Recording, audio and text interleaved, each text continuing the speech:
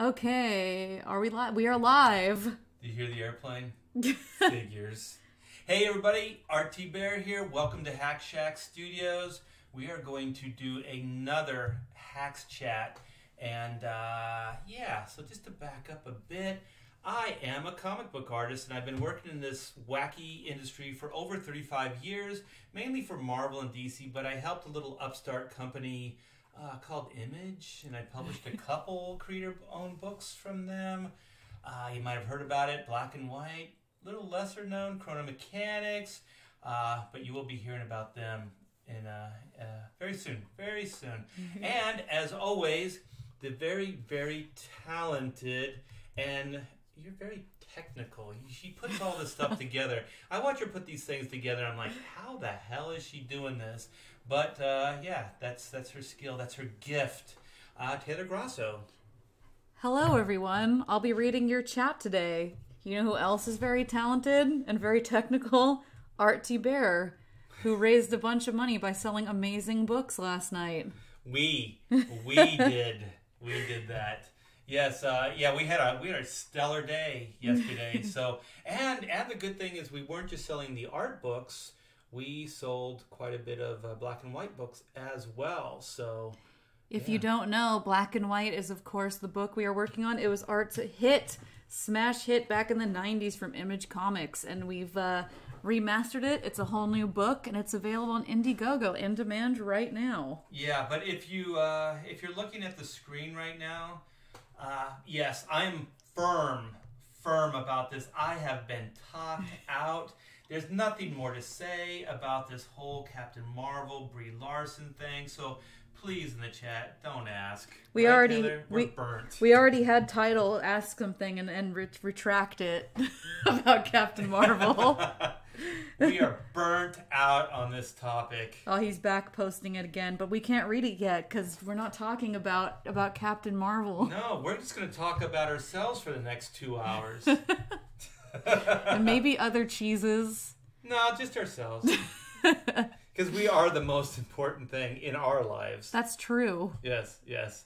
So, should we, since we're not going to talk about Brie Larson and Captain Marvel, should we maybe start showing some layout previews for some upcoming black and white pages? Let's take a look. Let's do this. Ooh.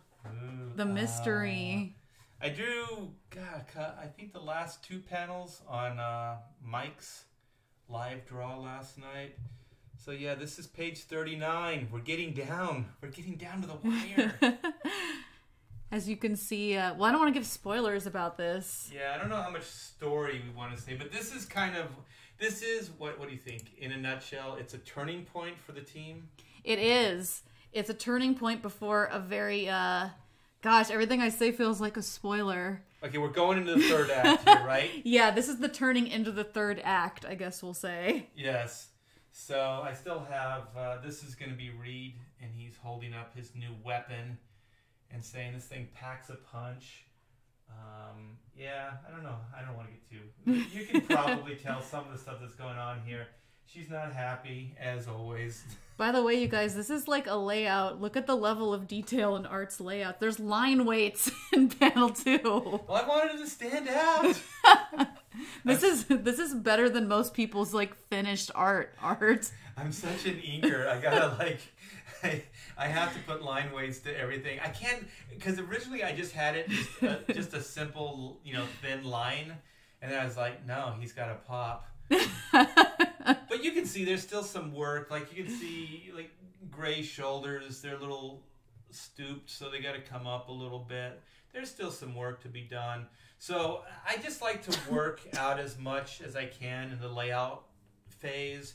So when I go to do the transfer, the finished pencils, and then the inks, I don't have to do too much thought work. So I can just kind of work on the aesthetics versus the mechanics of the composition and how the characters, there's if there's character to the characters, expression, things like that. I think this was my second or third draft on her. I love it. And so originally she was more straight up and down.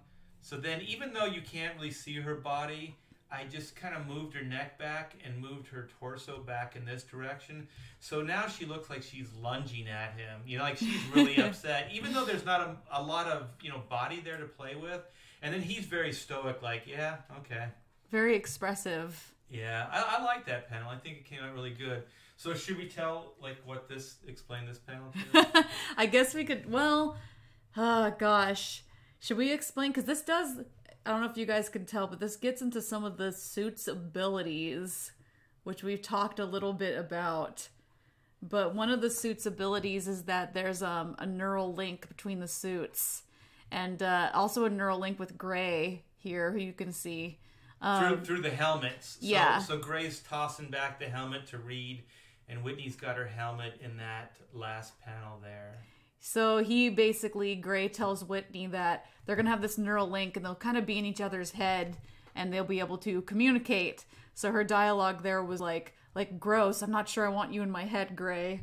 Somebody said, title says, looks like she had to sneeze in the last panel. Yeah, she's recovering from a sneezing fit. See, the dialogue will make it make sense because she's like, ew. Ew. Yeah, she's making the ew face. So, oh my gosh, I just remembered something that we had to share. So let's get through this nonsense. DeWolf says she's a strong woman, and by that I'm assuming you're talking about Whitney. And not what we vowed to not speak about in this chat. No, he's talking about me. You're a strong, independent woman. Oh, here's the... Oh, yeah, look at that. Here's one of the drafts. Yeah, before... Yes, this is before she's lunging. So I don't know if you can see them together. She was a lot calmer. Yeah, she's a little too calm.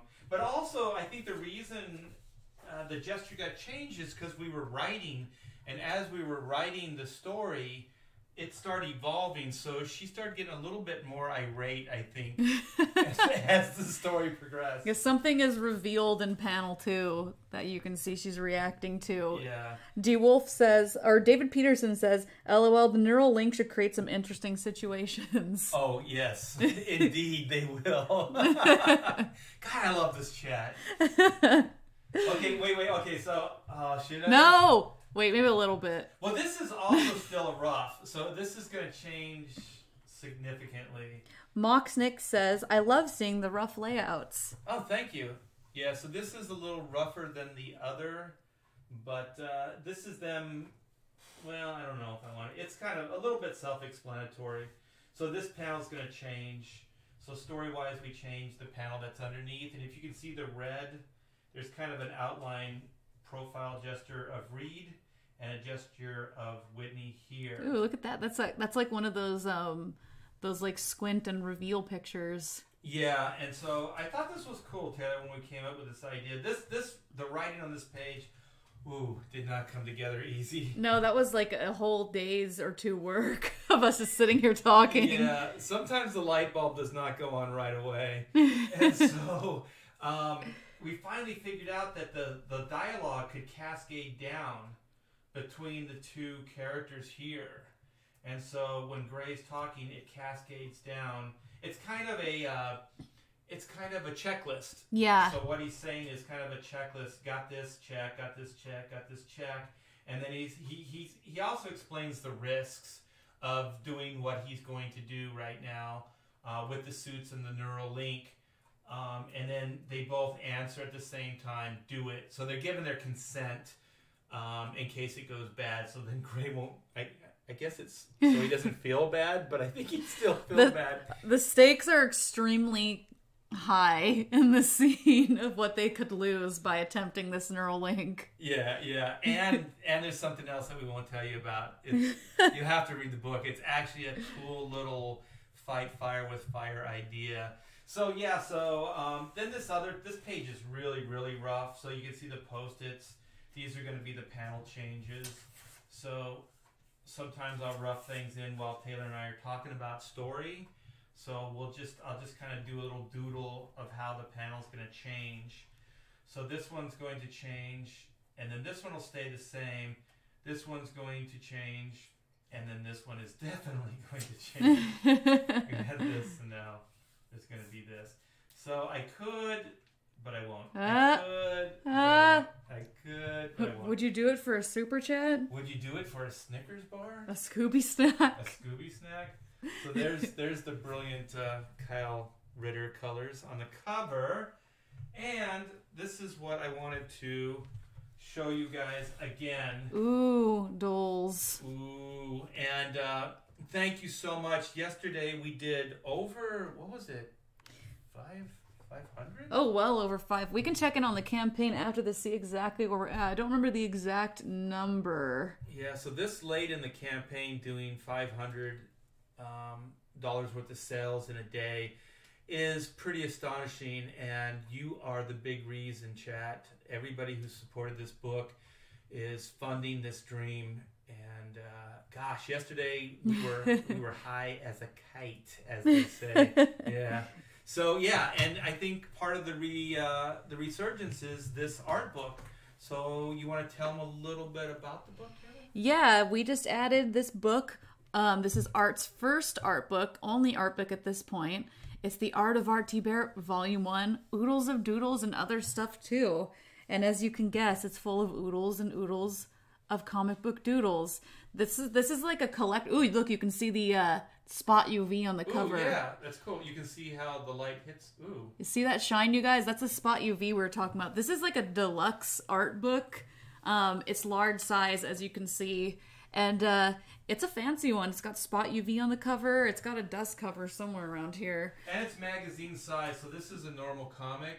Yeah, so you can see. So you can kind of see the size difference. So is it 52 pages? Yes. Yeah, 52 pages of Art's artwork, and they range from DC, Marvel work. There's a lot of not just DC, Marvel work in there. I think there's some Captain Action. There's some like cartoon related stuff, some pitches, but there's commercial work, there's finished work, there's work in progress shots, so you can see stuff from pencils to finished colors in there. Pitches for projects that we might be looking into the future, and of course there's a black and white. I think the first initial pitch for what was going to become Remastered in there, and some history about the original series is in there as well. Yes. And what's this right here? What is? Why, that's me, Tag, and Hack Shack Studios Publishing. Yes, and that's all UV too. Let's see if I can get the light to hit it. It is. Yeah. Oh, you can't see the light hitting it. You guys got to see this book in person. It's very beautiful. This is all UV coated. These are UV, and then this is all kind of a matte black right in here. And do we have super chats are paying for the preview? So if you guys give a super chat, we can go beyond what we're going to preview. But let's preview the pages that are paid for at this moment. Yes, so every super this chat. This page right here, this glorious page, you guys, with your generosity, have paid for this glorious page. This took you hours, right, to lay out? It did. This was a difficult one. We decided to go for minimalism on this one. It was all white. We had an all white day. Yeah, so I believe this page is paid for? That page is paid for, and these are they're nice, high gloss pages. I remember when we first got them back for printing, which this book is printed, by the way, and ready to ship if you order it. Yes. We were pretty enamored by how beautiful the printing job was. Yeah, the paper's really, it's a good thick stock as well. Yeah, it's a good quality book, as will black and white too, you guys. Oh yeah, this is a super nice collector's book, but it's the perfect companion piece to black and white. Ooh, look, you can see that gloss. Wait, is the next 2 pages are paid for too, right? Yes, and that's it, I believe. Okay, so we got up to this point. That's the point. So if you guys want to see any more, bring the super chats our way. And we'll go 1 page each time. But it's the perfect companion piece to black and white, which is why it is listed on the black and white campaign. You can order the book, and since it's already printed, we can ship that to you. But if you haven't ordered black and white and you'd like to get both in a bundle, you can order them together. They will ship together.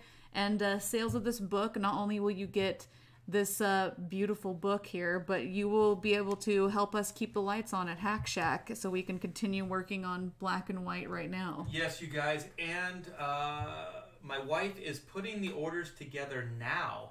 Actually, downstairs we have the shipping command center going. And so this morning, while eating breakfast, I think I signed about 60 books.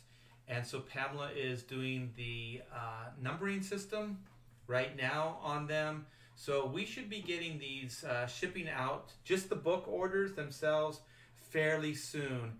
And, we have to format the prints so we can go to the printers. That's right. And yes, just like Art mentioned, they are signed and numbered.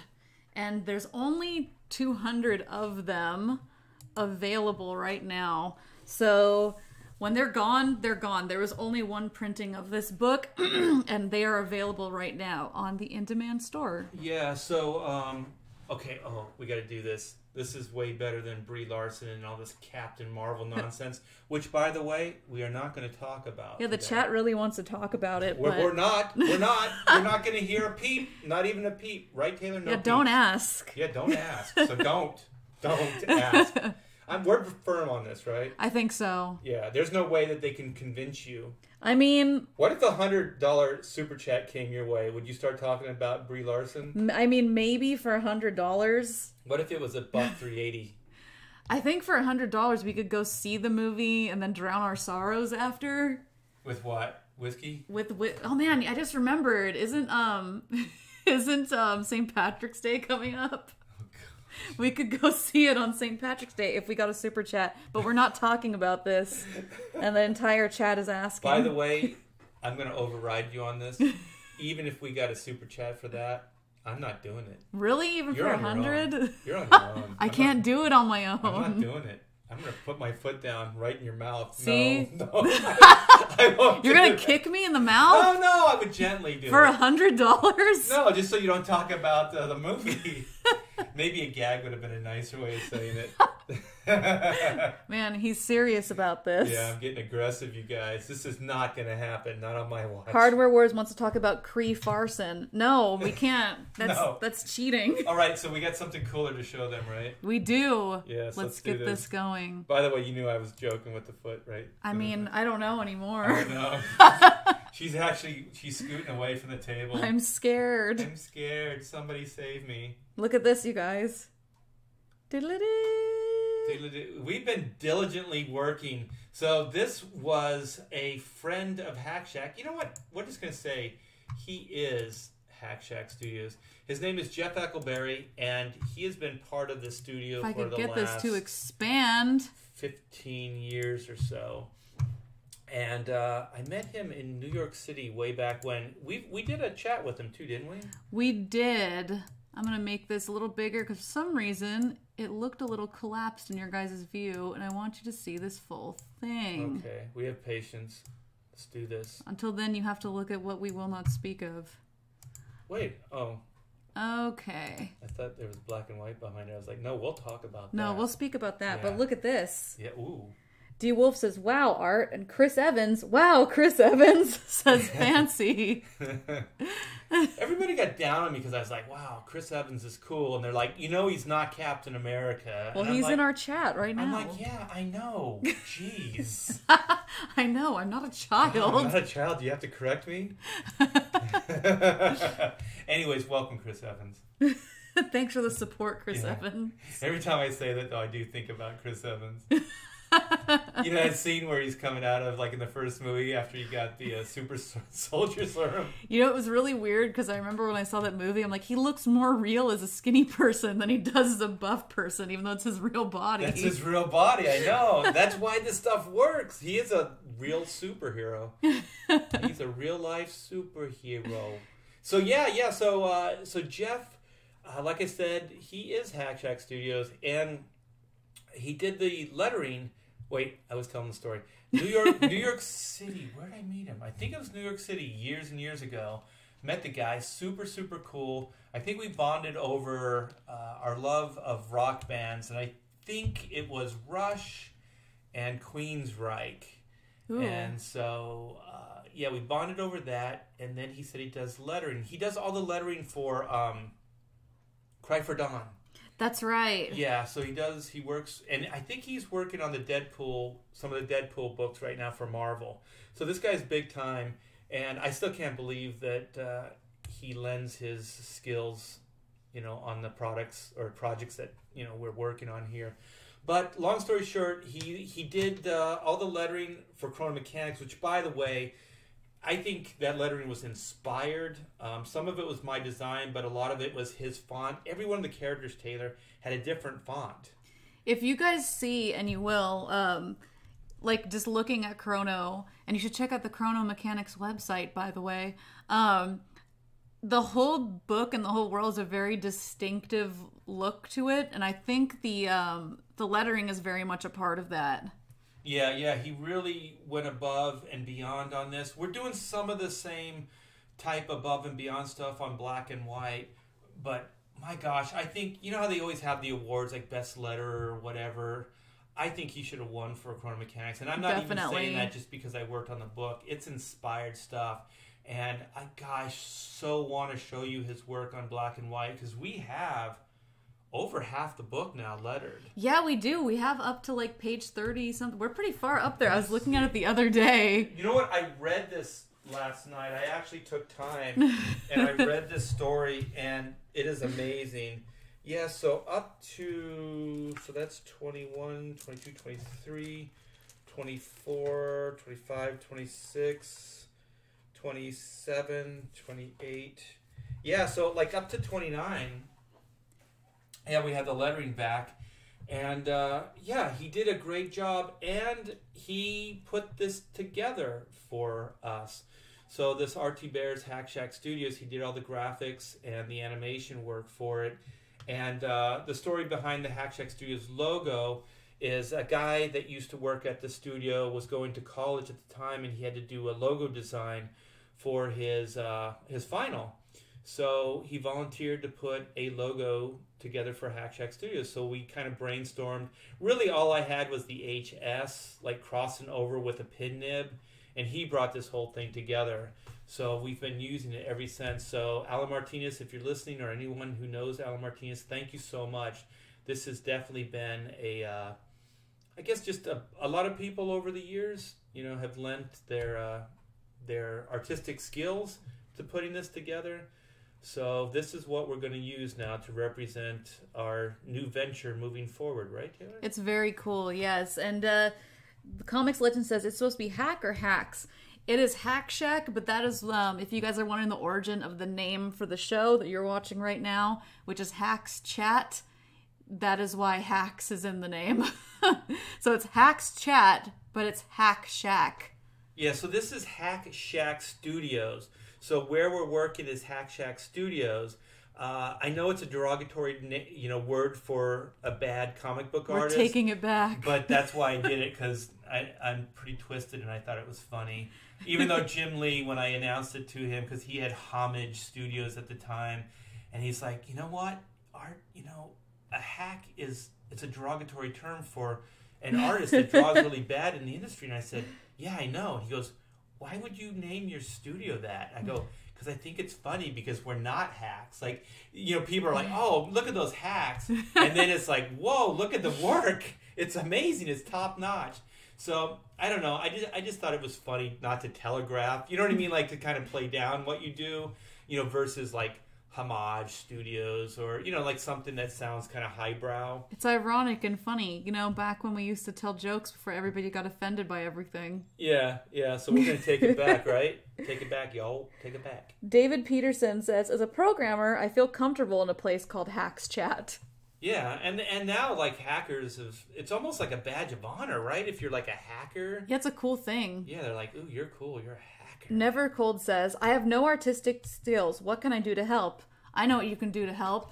You can go over to this campaign and support what we do at the studio by buying a copy of Black and White, or maybe Oodles of Doodles. 54, over 54 people have already done the same, and you'll get a very cool art book. Help keep the lights on at Hack Shack. And go ahead. And yeah. You know what we should do right now is we should figure out how many books are left, because I have no idea. Because we had 200 books. So the first tier is 53 sold. 54. 54. Okay, so 54 sold. Scroll up. Let's see what we have next. I'll do some math here. Let me see. D Wolf says, keep saying it's ironic. I know, but not trying to be a millennial thing. Anyway. Isn't it ironic? Okay, so we had... You think? There's only one left of this, so there's 9. Okay, so there's 9. However, there was another print package. It's already completely sold out, and there were 10 of those. So that's 10. We'll add that. That's 10. Okay, so the next one is 5? 5. Okay. This is a cool print package, you guys. These prints have never, ever been offered anywhere else. And then we have 16 of the Oodles and black and white bundle. Ooh, and those people will be getting the books together at the same time, and they'll be getting all their stretch goals. And then we have one person got the Oodles head sketch. Okay. And the commission is still available. Okay, so we have... That's all we've sold so far. I think we sold 95 copies, so we're rounding up on the 100 mark. So we're almost the halfway mark. Yeah. So we have 105 books left. And when these are gone, they're gone, you guys. Yeah. This is the only print run of this book. Yeah, so get on it. So I don't know.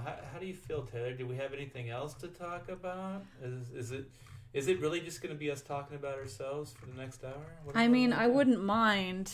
Yeah, but what do you think? Should we maybe find something else to talk about? Maybe something rotten. Maybe something we haven't talked about yet, and that we said that we weren't going to talk about? Bam! It's Captain Marvel. You couldn't wait any longer. You opened Christmas presents before Christmas presents, right? Actually, before I Christmas did. Day. I got caught one time. It was embarrassing. Oh, I knew it. I'm still getting hot faced thinking about that day. Just like Brie Larson looking at my soul right there. Look at her. She's so mad. You see what we did there, you guys?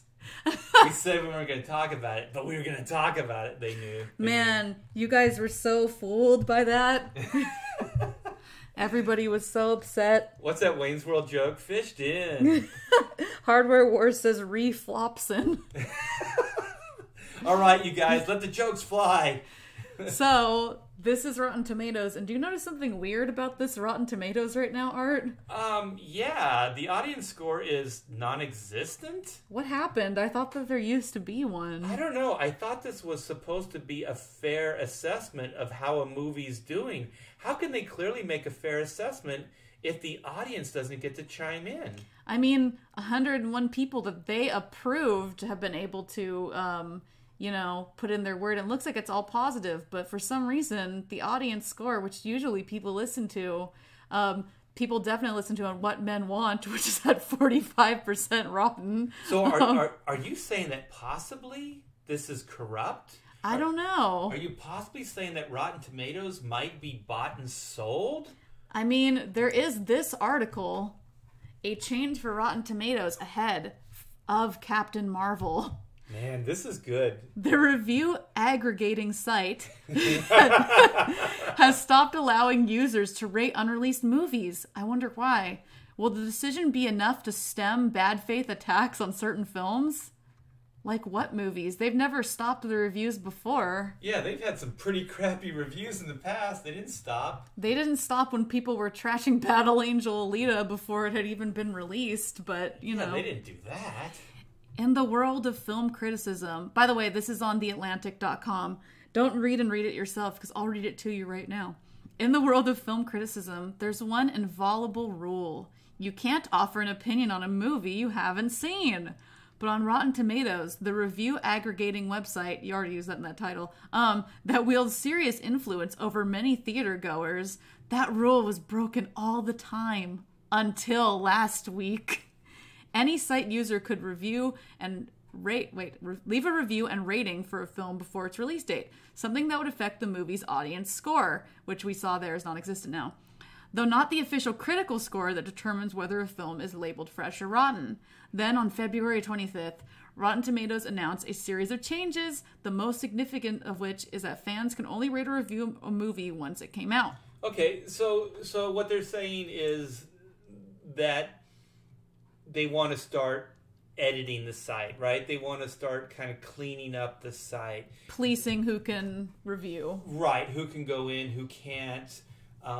Because I guess we're not supposed to be able to judge a trailer. We can only judge a movie. Well, why does the trailer exist if we're not supposed to judge it? Because I thought the trailer was supposed to help us make up our minds if we want to see a movie or not. Well, isn't that a type of judgment, right? Like, you have to make an assessment. It's a judgment call. Like, you see a trailer and you go, well, that's not for me, or that one looks great. Yeah, so I guess we can't do that anymore. Yeah, because the trailer shouldn't, give away the whole movie, but it should be a representation of what the movie is, so you can decide whether you want to see it or not. But that is a judgment call, right? I would say. Okay. By the way, this other article is called, it's by Katie Kalani. Why are so few film critics female? Because Rotten Tomatoes won't let them talk.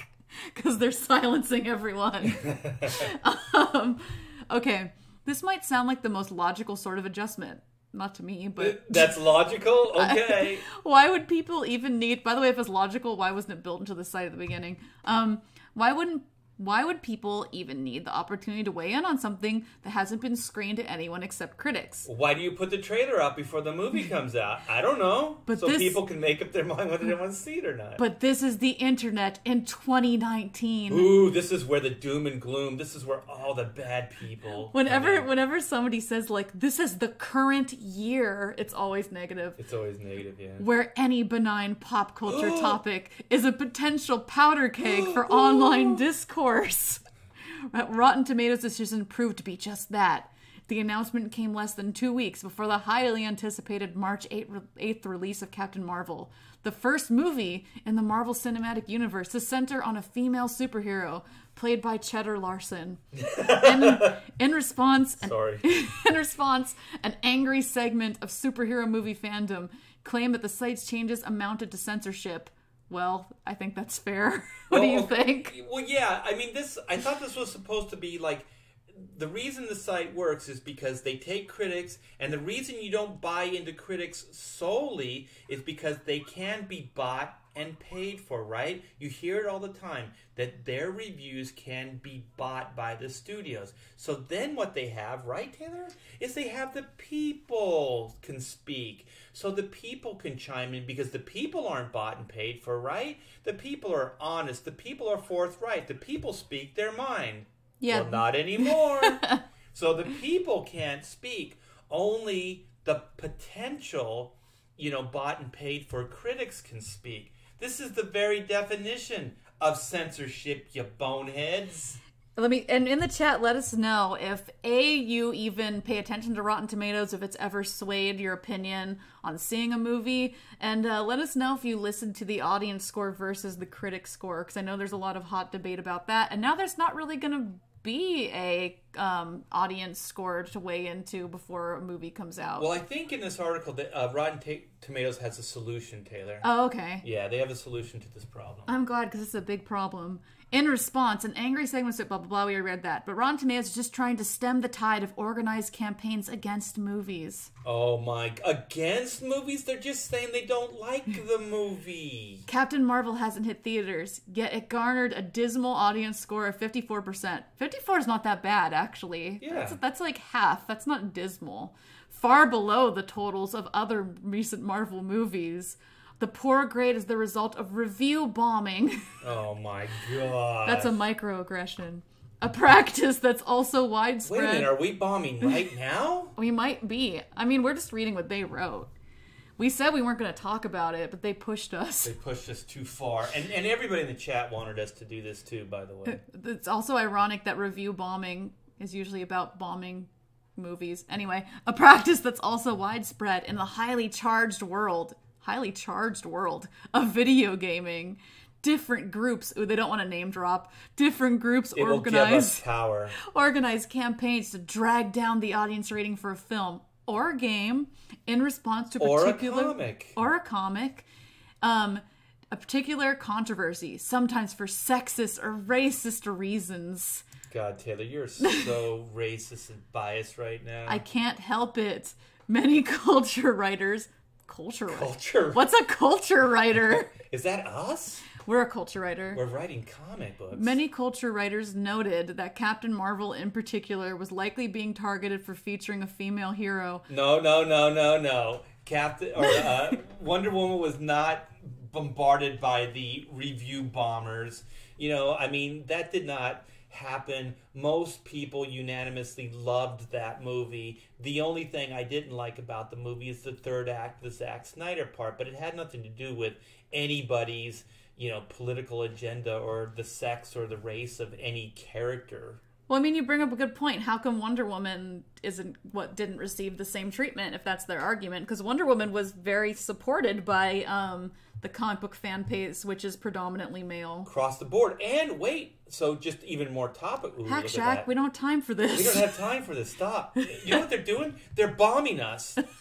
They are bombing our thread right now. They're trying to silence us. But there's also a little movie, called Battle Angel that came out, and it seems like Rotten Tomatoes didn't get behind that movie, but the fan base did.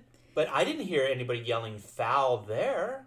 Yeah, I mean, that movie didn't get any leg up protection from Rotten Tomatoes. The critics bombed it, right? I mean, their critics bombed it.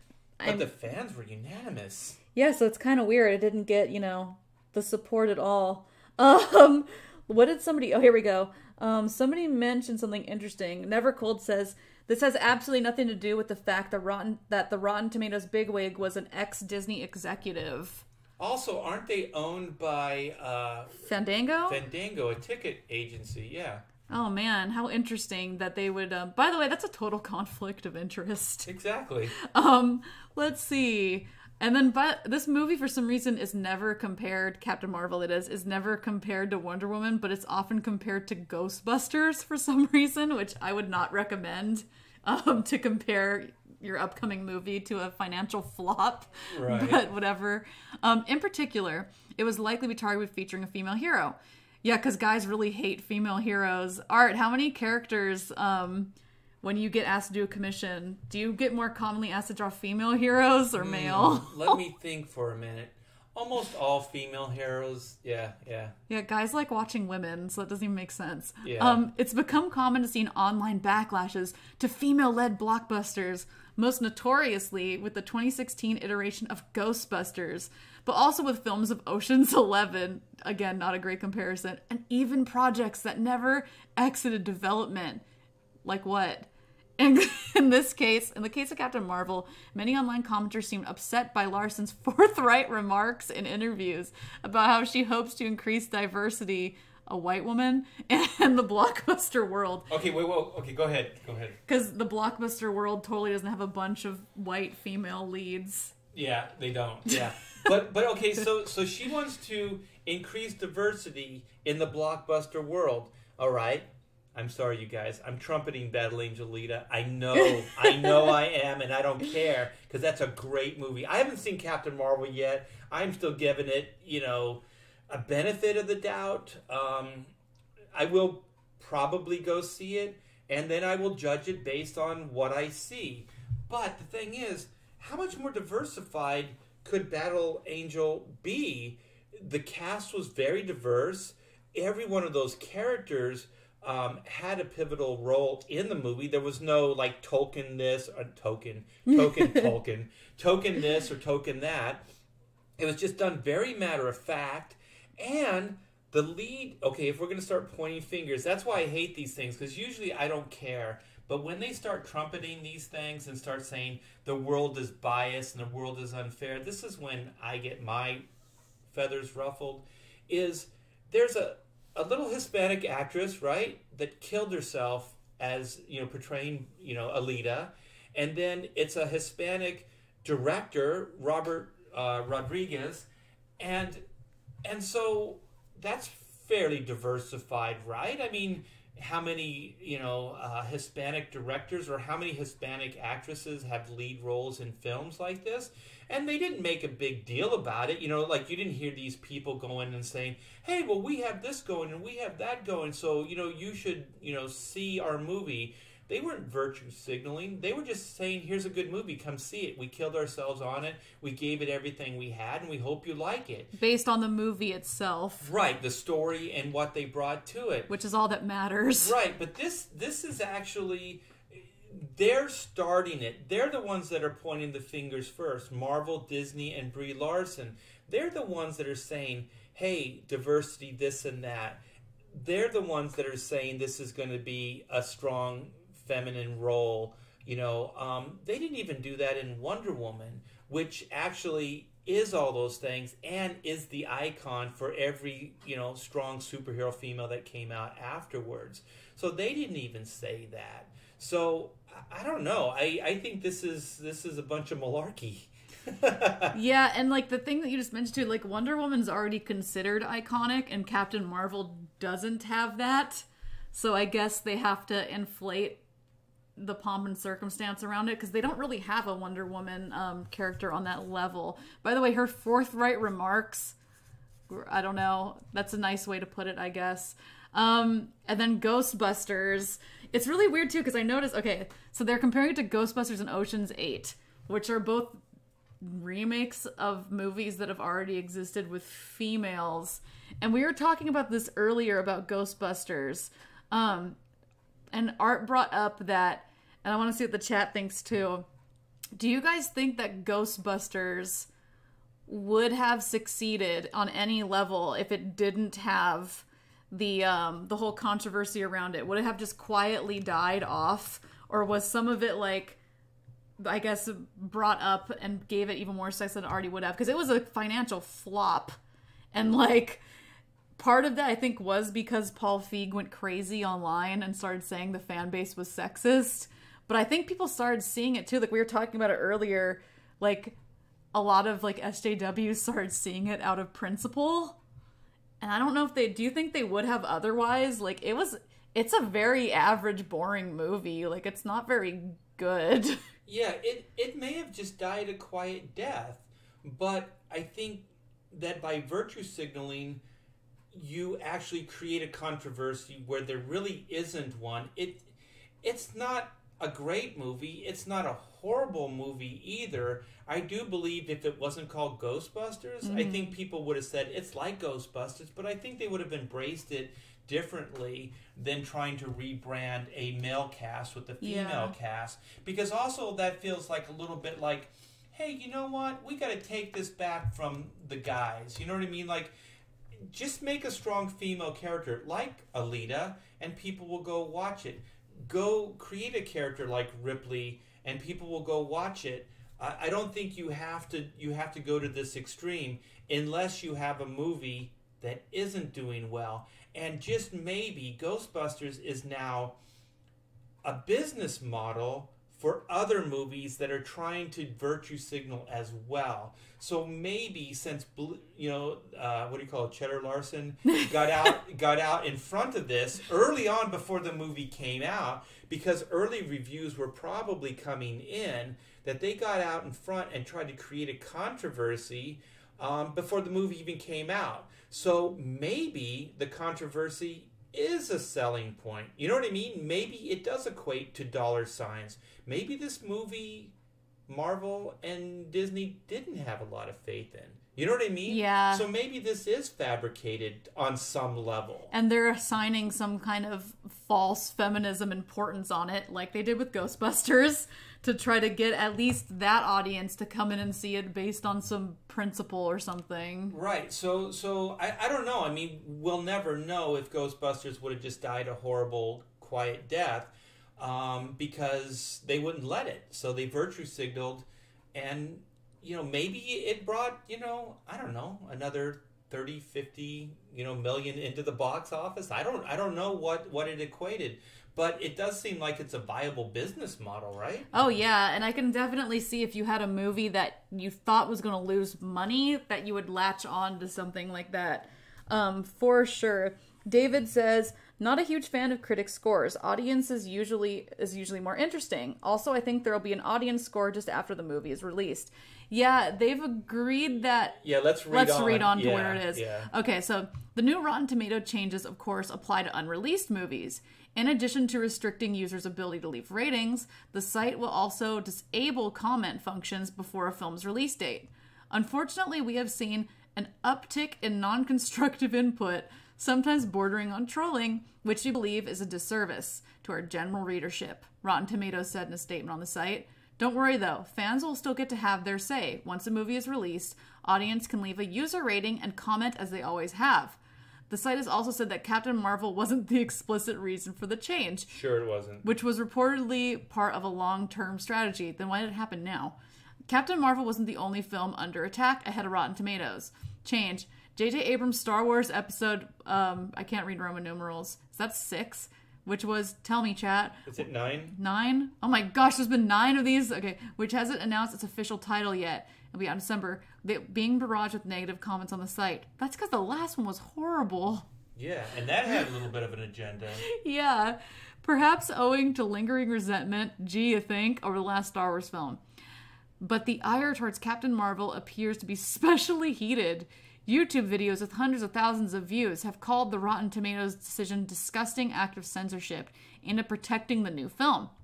Well, we didn't use the word disgusting, though. Should we start using the word disgusting since we are YouTubers? We should name the video Disgusting Act of Censorship aimed at protecting Captain Marvel. Well, you know, if I'm going to be accused of it, I may as well own up to it, right? Yeah. That is a disgusting act of censorship, Rotten Tomatoes. And it's aimed at protecting this new film. Meanwhile, Larson has been the subject of all kinds of absurd complaints in tweets and YouTube comments, such as that she didn't smile enough in the film's trailer. That's kind of cherry picking, because everybody just says she doesn't emote at all, but whatever. It's just how it goes. I don't know how she talks. Told Larson on Yahoo. This is part of why art that depicts the female experience is so important. The Rotten Tomatoes change, it makes perfect sense. I guess you're not going to let the reader decide that for themselves. We're going to tell you it makes perfect sense. What a non-biased article this is. But it likely won't quash. It likely That's a good name. That's a good word. I'm going to start using it more. It won't quash review bombing campaigns, which can simply move to other online platforms such as YouTube, like here on this channel. Make sure to like, subscribe. You mean Hacks Chat? The very same. Oh, I wish they name dropped us. Reddit and Twitter, at least until a movie is released. Then site users, including those who haven't seen the film, will be able to rate and comment as usual. Doesn't it sound like they're framing this up like it's the worst thing on earth, you'll be able to review something? Yeah, and you know what? I'm just gonna say it. Kiss my ass, Rotten Tomatoes. I mean, really, you have an open forum on the internet. You can't cherry pick what people say and what they don't. I mean, if somebody's using, bad language or really hate speak, then yeah, pull those down. But if people are giving honest critiques on a movie that they generally don't want to see or don't like, how dare you? This is nuts. This is censorship. And it's so one-sided. Gonzo the Great in the chat said snowflakes can't take criticism, which I think is true. And I was watching a video last night. I wanted to send you art from this person on YouTube called Ready to Glare. And they were talking about the outrage centered around being called a snowflake. And it was really funny because they pointed out, being called a snowflake, because everybody tries to say it's about young people. There's no age assigned to it, and people getting offended about being called snowflakes are the same people that call people Nazis and other, really horrific things. Yeah. So a snowflake really isn't the worst thing to be called. Yeah, they're hypocrites. Let's see. Raythurlu says, online backlash against female-led blockbusters like Wonder Woman, Aliens, Terminator, Alita, etc. Oh, wait. They didn't happen. And David Pearson says, let's see, BBB is a farce anyway. Never Cold says the upcoming Terminator trailer looks like it's going to be an epic fail. Have you seen that? What trailer now? The upcoming Terminator. I don't know. The last couple movies, you know what? After the second movie, to be honest, they all kind of have moments that it's okay, but overall, I don't like them. And that last movie, every one of the movies that have come out since the first two have seemed like they poop on the point of the first two movies. It seems like they're hell-bent on, just crapping on the first two movies, right? Yes. Because the last movie, they pretty much were saying that they can undo time. They can go back and forth randomly throughout time. Well, if you can do that, then you poo-poo everything. Like, the whole story gets, like, thrown out the window. Yeah, because then the first movie's pointless because he had a one-way trip there. Yeah, it was do or die. Yeah. And, like, I don't know, and then if he wouldn't have went back, they wouldn't have had Connor, who was the savior of the resistance. So he's the one that went through time, but not literally went through time. He grew up throughout, his lifetime, and then went into the future because he just grew, right? He just aged. And so then you had a natural progression to fulfill this timeline, right? But he didn't go through time. Like in the last movie, he actually goes through time. Yeah, and the thing is, like, they pointed out the worst plot hole in the movie, and then they didn't resolve it, where it was like, I guess they changed the plot to the Terminators were coming after Sarah when she was a kid, and it doesn't make any sense, because it's like, well, they could go all the way back through her ancestry and kill someone so that, like, John would never exist. They'd have to go to her. Like, they could go to their great-grandparents. They could change any moment in time that would stop that event from happening. It's so absurd. Like, when you write... We're going off on a tangent. What we're saying is that the franchise wasn't left in a good place anyway. We can go off. Time travel is near and dear to my heart, and you have to really tread on time travel lightly, because you have to be very specific the way you set up the way time works in these storylines, and they just threw it all out the window the last minute, in the last movie. So as far as I'm concerned, that franchise isn't very strong anymore. Yeah, it's been in a bad place for a very long time. I think the second movie is the last good movie. And I think it's all due to all the women in those movies. They were very, very bad. They ruined it. David says They did not. I'm just saying. I'm just trying to be funny. Yeah, don't cherry pick what we just said and form it in some video. Yeah, Rotten Tomatoes. David says, my favorite hero is Ellen Ripley. Good choice. Also, white is what sold me on Black and White. She looks awesome. And she's the driving force of the team. Like, you're gonna see a complex character that isn't, what do they call them? Mary Sue. Like, she pays a price. She has to work on her craft. She goes through some trials and tribulations to get to the point that she can help other people. So there is a hero's journey there. She isn't just kind of granted everything because I guess she's a woman. Because she's a mixed-race woman, and we have to make her some kind of inhuman, angelic figure in movies because they can't have any flaws. Wait a minute, is she mixed-race? She is. And you'll have to read to find out all about her hero's journey, and you'll love it. Yeah. Never Cold says, that girl that played Lita is kind of pretty. She is. Yeah, she's got charm. I mean, she's not drop dead, but I think she fits the character. She's the perfect... sometimes you have to cast the right person.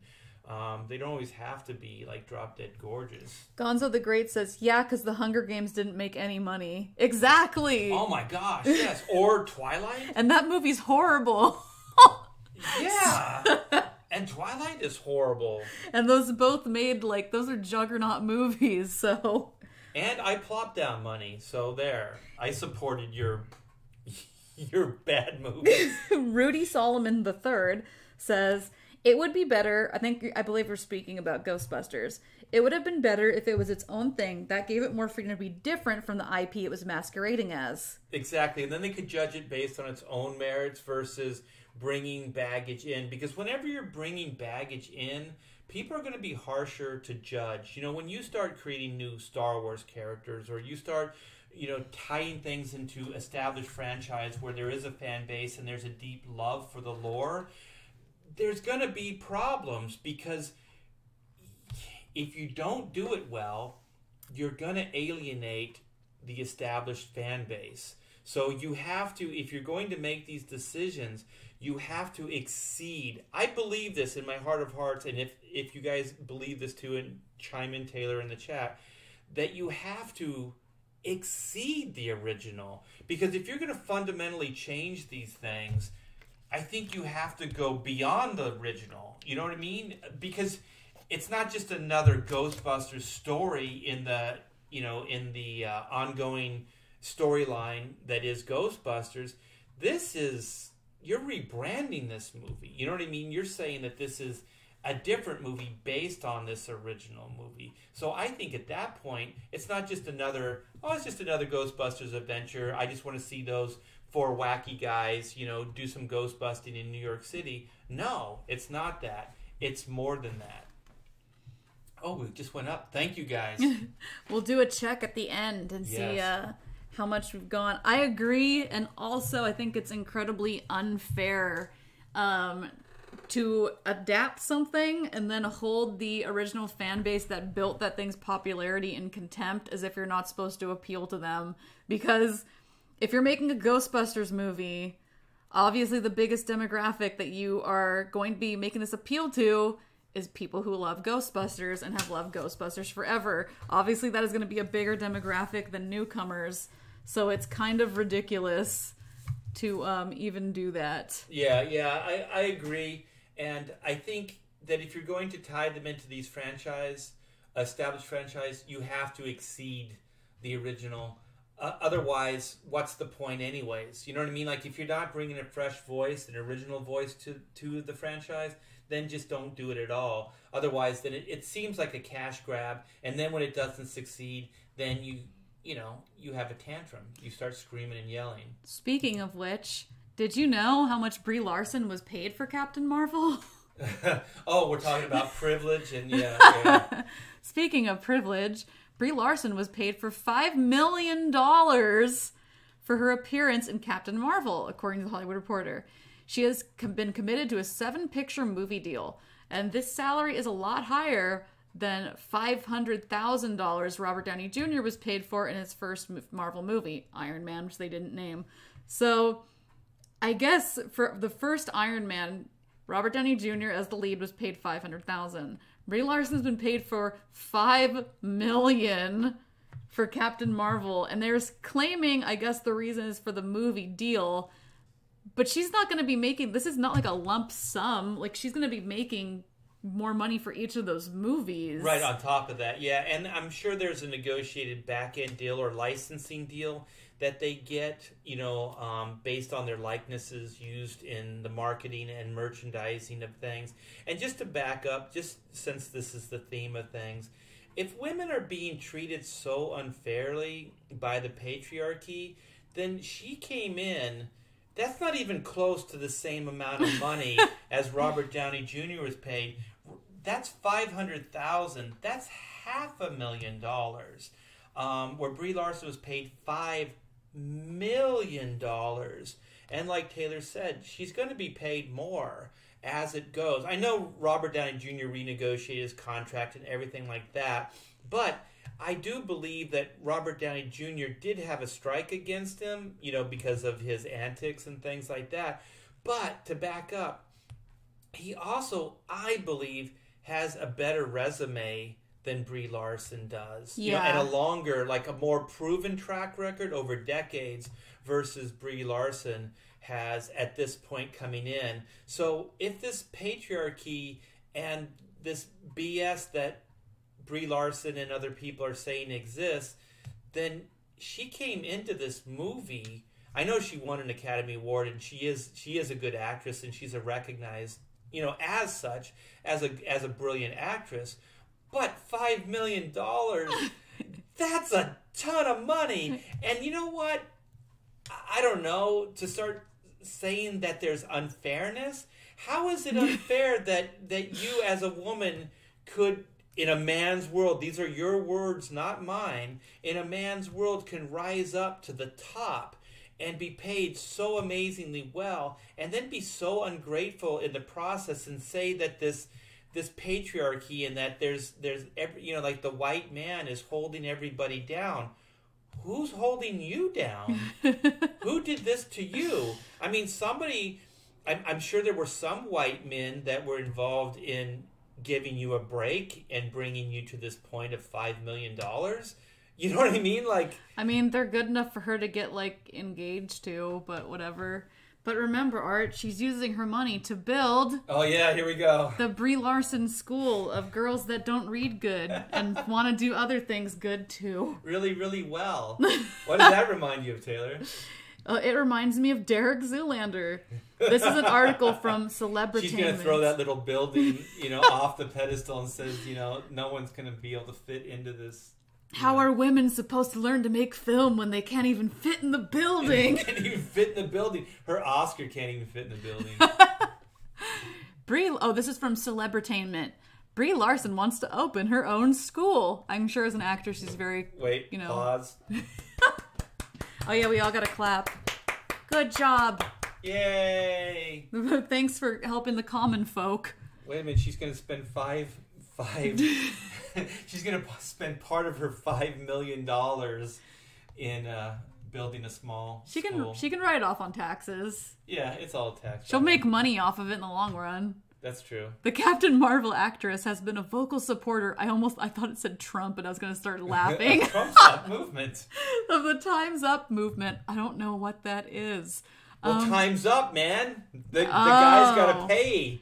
After becoming one of the first actors to have an inclusion rider inserted into her contract. God. By the way, if I was making a movie, that would piss me off. That it's like, you're going to tell me who to cast in my movie and who I'm going to pick on my crew. And let's just back up. Inclusion rider by not including certain people? That's an exclusion rider. That's an exclusion rider. You can reframe this however you want. You can change the wording to fit your needs, but that is not inclusion. By the way, if you want to be in charge of casting people for diversity, then why don't you become a casting director instead of a friggin' actress? Yeah, and also she has also control of the press on a certain level. She doesn't have to virtue signal by this big, this public statement. All she has to do is when the press corps come in, because she can point to people and she can go, you. She could actually, without saying anything, she could actually tailor and cherry pick who she does reviews with and who she doesn't. And who she answers questions to and who she doesn't in a more subtle way than making this big virtue signal statement, right? She could just do it. Or if there's strong females that are in the print media that can do reviews, she can just say, I would really like, and she doesn't have to make this public, she could just tell her PR agent, I want to do reviews to this person, that person, this person. And then she can privately say, because I really want to support them, I think they have an interesting point of view, versus make such a public statement. Because as soon as you make a public statement, then guess what? There is going to be backlash. Yeah. And you can try to rebrand it into saying it's inclusion, but it's not. It's the opposite of that. When you say white males that you want to start kind of silencing and then start favoring, other people, then that's not inclusion. That's the opposite. I just want to be clear about this, and this is why people hate you. Also, why do SJWs always date and marry white men if they think they're so terrible? Yeah. Hypocrite. Is she married to a white man? No, she's engaged to one. Oh, okay. My next goal is to start a school to train people in various jobs. There are so many great jobs. You like weird alien blasters? You could be the one who makes them. Oh my god, she knows how to make a real alien blaster. Oh my gosh, I'm going to sign up for her school. We need young people to carry on this tradition in movie making. Aw. And it would be great if we had more diversity coming through that. Swiss believes that if a studio can buy into her idea, she can help build more representative movie making experience. She added, I don't want to be successful surrounded by a bunch of people who look like me. That doesn't feel like success at all. Okay. All right. The Oscar-winning star's upcoming movie, Just Mercy. Oh, that's weird. She's kind of promoting Just Mercy instead of this. She admitted, I've been acting for 20 years. And it was the first time I had a majority of people of color on my team. Oh, good for you. Thanks for parading them out like they're your props. Okay, ready? Once again. Good job. She says, I don't think you overcome self-doubt. I think it's something you listen to. What does that mean? If you listen to it, you're never going to do anything. You have to overcome the self-doubt. You don't spend time and listen to it. You say, you know what? Who cares about the self-doubt? I'm still going to persevere. Let's back up for 1 minute, can we? Okay. Okay. So she wants to create the Zoolander school, right? The school for girls who don't act good but want to do other things Who good want too. to make weird alien blasters, right? Okay. I wonder if that's literally all she teaches. There's just a school, like a class that is like based on that. You can master in weird alien blasters. Every single sci-fi movie has the same blaster in it.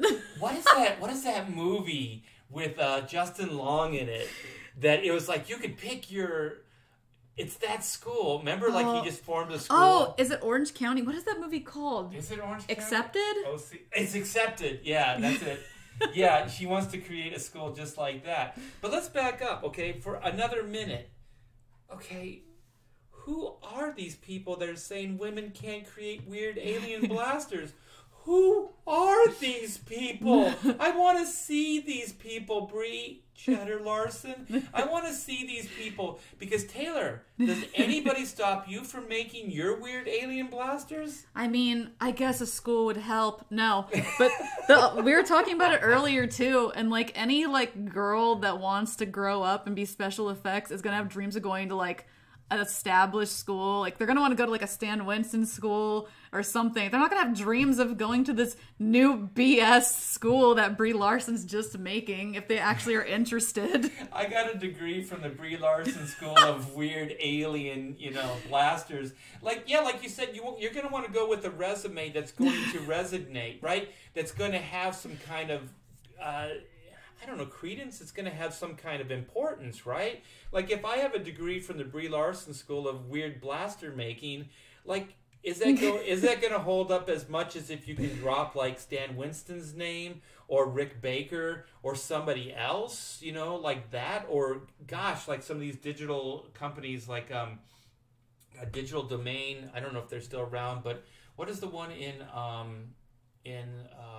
that did the Lord of the Rings, like in Weta? What is that? Yeah, Weta. The Weta workshops and stuff like that. Like, wouldn't it be better if there's already established schools? Yeah, that you could actually. Well, also like there's film schools, like is it UCLA and stuff like that. There's schools here in LA that actually have good film programs and things like that. So yeah, I don't know what she's really talking about.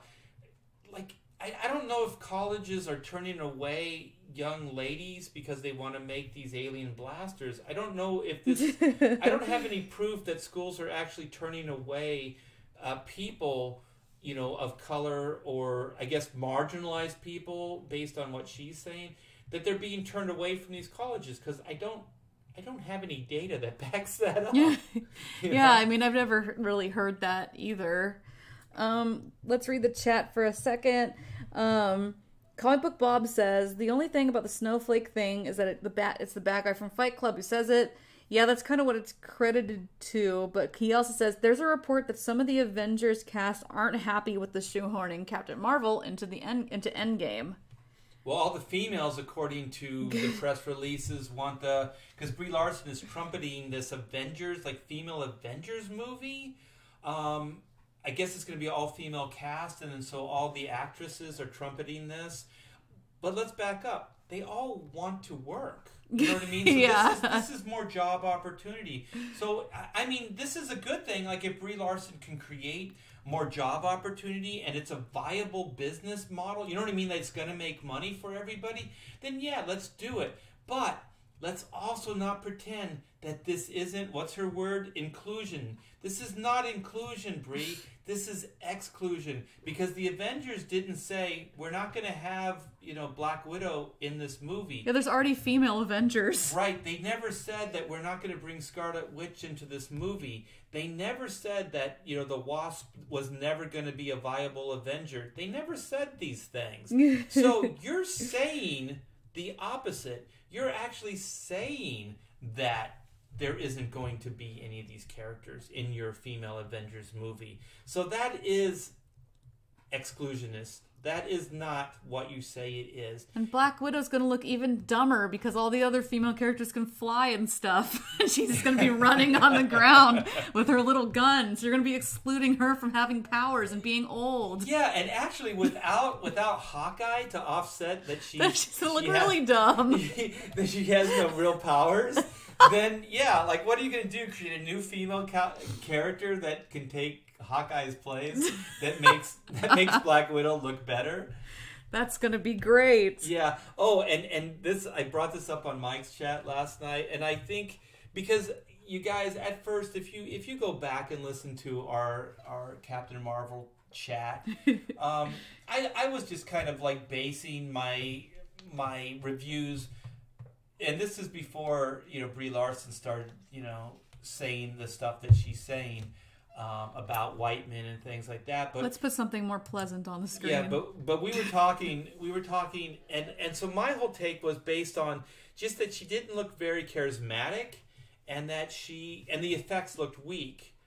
But since then, Taylor and I have been kind of like scrutinizing these trailers a little bit more and kind of getting into more of the controversy. And Taylor has a good insight to this because there's a feminist. What would you call it? Template? The test? Yeah, there's a template. And this came from like an observation that we had where it doesn't seem like there is a love interest in the trailer. So I started talking about this last night, and Taylor and I talked about this prior to, Mike's chat, is that there isn't a love interest in the movie. And Professor Geek, he said, yeah, there's no love interest in the movie. And so then Taylor and I were talking about this morning. And what is the test now? It's called the Bechdel test. I was actually going to find the what list. The criteria Yeah, is? what the criteria. Would you like me to read some of them? Yes, please. Okay. For those of you that don't know, because I want to give some insight to this, is it's named after Alison Bechdel, who was 1985. She made this comic strip that was a comedy comic strip, and it was she was a gay woman, and the thing is, I don't know if she actually came up with the test. I'm pretty sure she didn't, but it was named after her. And since I actually read comics and know this, her main comic that a lot of people cite was a gay comic. So a lot of these rules I think are really strange because they apply to her comic, but maybe not something outside of like a genre. So number one, and this is the Bechdel test is used for movies for some reason to test whether a movie's feminist. So rule number one is it must have at least 2 female characters. They must both have names. 3, they must talk to each other about something other than a man. So the thing is, they've kind of expanded on it because that's all the original test used to be, is that the female characters have to talk about something other than that and it passes the test. But a lot of like film criteria now is that I think it's not supposed to, how do I say this? It's expanded into that's all the movie would be. Like the original test I think was just to test character development, but now it's like that's all the movie is. And it's really strange. And it would exclude a strong male character in the story. So there will be male characters like there was in Ghostbusters, but that guy is the laughingstock. And it looks like Sam Jackson is not necessarily the laughingstock, but he's not quite, the Nick Fury that you see later in the Marvel films. He's kind of like, he is kind of the punchline. Little bumbling. Yeah, in the stuff. So she gets to be the straight man, and then he's the joke. It's also just really weird. Like, I always thought it was strange that a lot of people cite her work as passing that test, because since it's a comic that's centered on 2 gay characters, there wouldn't really be a mention of men anyway. So it would automatically pass the test, and that like if you're not telling a story about that, I don't even know how the test is really relevant. Also, I mean, if it's 2 lesbians, could it not be a romance still? Or 2, gay men, could it not still be a romance? I mean, SJWs are very lizardy. Rudy brought up something interesting. He says Chris Hemsworth only got $150K for Thor. Wow. That's a lot less. So that's why he's at Wizard shows charging, God, what is he charging for a photo? Oh God, a bunch, and he's I think he's up to, is it 70,000 or like 100,000 or something like that for a personal appearance? If we reach 70,000 for a super chat, then we can get Chris Hemsworth to do like a little intro, like, "Hello, I'm Chris Hemsworth, and you're watching Hacks Chat." Ooh, let's do it. And if there's any impersonators, like Chris Hemsworth impersonators out there, we'll do that as well. Never Cold says, that's a really long name for a school, Taylor. Yeah, but, it'll work. Yesterday, okay, you guys are talking about streaming. I wanted to see if you guys had any thoughts on this test. We vowed not to talk about Brie Larson, and then you guys brought it up, and now you're not talking about it. Oh, man. Never Cold says... What are they talking about? Black and white? Actually, some people were. Never Cold says, maybe some women just want to have a family. Is that so bad? It seems to be in the current year. Well, can't it be all these things? Like, I'm not even saying that these other things can't exist. I'm not saying a politically charged movie can't exist. I'm not saying a romantic comedy based on, homosexuals can't exist. I'm not saying a strong testosterone action film can't exist. A traditional love story can't exist. You know what I mean? Like, why do we have to set up all these either-or scenarios? All these things can exist, but as soon as you start trying to sell something based on a political platform or on some kind of social justice platform, well, that's when you're going to get some backlash. And that's all this is about. This is more about a political agenda. And it's in the Marvel universe. So people that are watching these they're reading Marvel comics or watching these Marvel movies, I guarantee you they don't give a rat's ass about a political agenda. They don't care about these SJW agendas. All they want to do is see a good, strong hero, male, female, who gives a crap, beat the bad guys to a pulp. That's all they want to see. They don't want anything that deep. Yeah, they want to see a good action adventure. That's why they call these popcorn movies. These movies aren't deep movies. These movies are fun action adventure films. And you know what?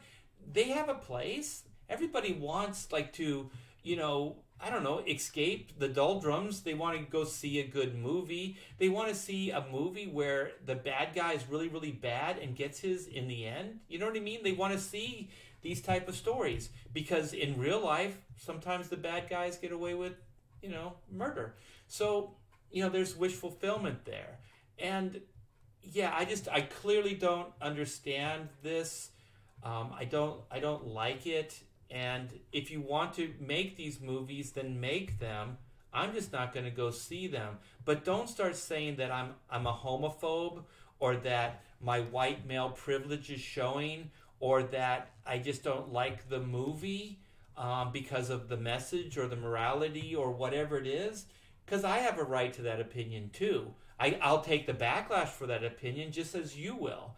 But I can put that opinion out there. This is still a free country, just as they can as well. But not on Rotten Tomatoes. Yeah, but not on Rotten Tomatoes.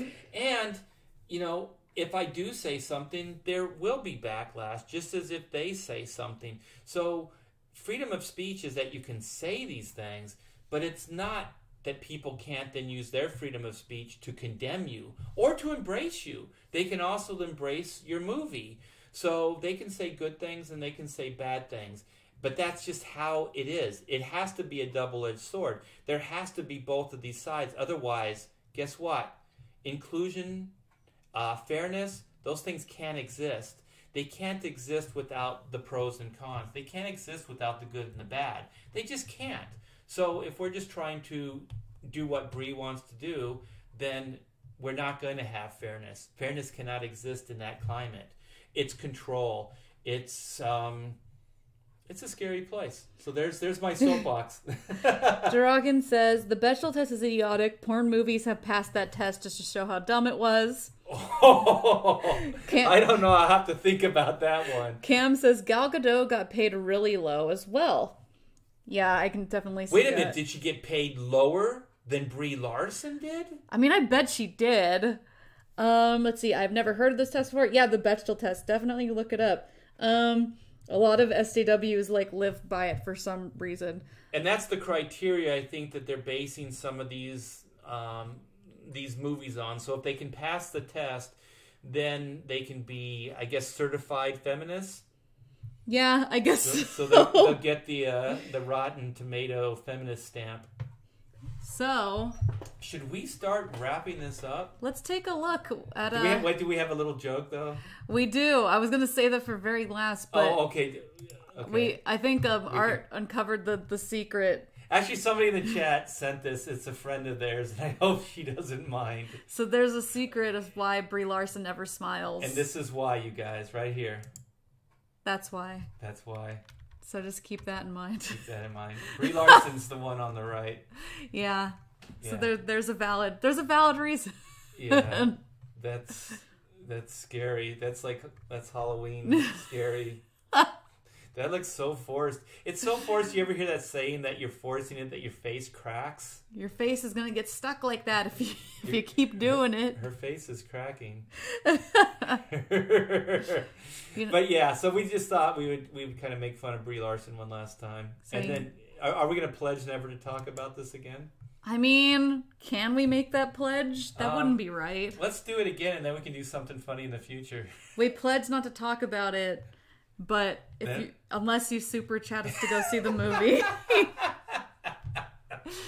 Yeah. Okay, you guys, we're gonna leave this on a cool black and white beat. And what also? Okay, so Whitney's a strong female character that does have an attraction, right? There is a little bit of an attraction there. She does, definitely. And so she's also a multicultural. Yeah, she's biracial. She's biracial, and so did she pass the test, you think? I mean, I don't know. I don't think she does. I don't want her to. I don't think she does. I think it makes people kind of a lizard person. I don't think Brie Larson would approve of this Guilo. I mean, she should grant us an interview and let us know. On Hacks Chat. Okay, so should we do a drum roll? Yeah, let's do it. All right, drum roll. Speaking of cracking, we just cracked. Come on. Boom! Yeah. Thank you, guys. Oh my gosh, you guys are the best. Cam says she's Irish and English. She's not Irish and English. She's Whitney Sung. Her dad was Chinese. And her mom was European. Yeah, of European descent. So like you were saying, Art. Sorry I interrupted you. Yeah, who needs this total? Who cares? Well, you did get the thank you in, so that's the most important part. And then I got irate at one of you. Yeah. So thanks you guys so much. Gosh, we probably have a little, what did we say? 105 books left, so maybe 103 books left. Oh, yeah. We probably sold a couple just during this chat. So thank you guys. If you haven't checked out the site, please do. One left. We have one left. Don't disappoint Black Widow. Yes. She's not going to be leading Avengers. No. Yeah, she's paid her dues, right? But then Captain Marvel is going to step in and lead the Avengers. Buy this, and then have Scarlett Johansson sign it, and then have Brie Larson sign on top of her signature. Over her signature. Yeah. Because she's going to lead the female Marvel cinematic universe. She's leading the way. Yeah, she's leading the way. All right, you guys, I'm getting tired. I think we got to go get some lunch here. And we're going to leave you with Cheddar Larson and her cracked face. So have a good day. I can't stop looking at the forehead. It can't stop looking at you. I'm glad she's got one of those Trump tans, though. She does. It helps.